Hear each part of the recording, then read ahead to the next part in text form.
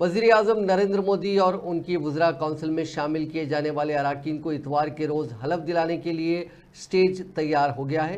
सदर जमहूरिया द्रौपदी मुर्मू नरेंद्र मोदी को कल शाम 7:15 पर राष्ट्रपति भवन के सहन में हलफ दिलाएंगी।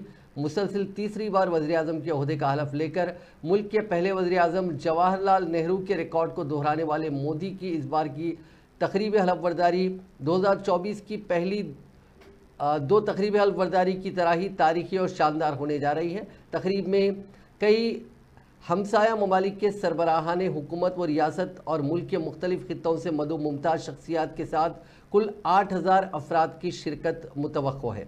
तकरीब और मेहमानों के बैठने के स्टेज की सजावट के बारे में हफ्ते को राष्ट्रपति भवन की तरफ से एक वीडियो जारी किया गया, जिसमें कारकुनान कुर्सियां लगाने, रेड कारपेट बिछाने और अहाते की सजावट को हतमी शक्ल देने में मसरूफ़ थे। वज़ीर आज़म के दफ्तर से जारी होने वाली एक रिलीज़ के मुताबिक श्रीलंका के सदर अनिल विक्रमार्का सिंघे, मालदीव के सदर डॉक्टर मोहम्मद मोइज़, सेशल्स के नायब सदर अहमद हफीफ़, बांग्लादेश की वज़ीर आज़म शेख हसीना, मॉरिशस के वज़ीर आज़म प्रवीण कुमार जगन्नाथ, वज़ीर आज़म नेपाल पुष्प कमल दहल प्रचंड और भूटान के वज़ीर आज़म शेरंग टूबगे ने इस तकरीब में शिरकत की दावत कबूल कर ली है।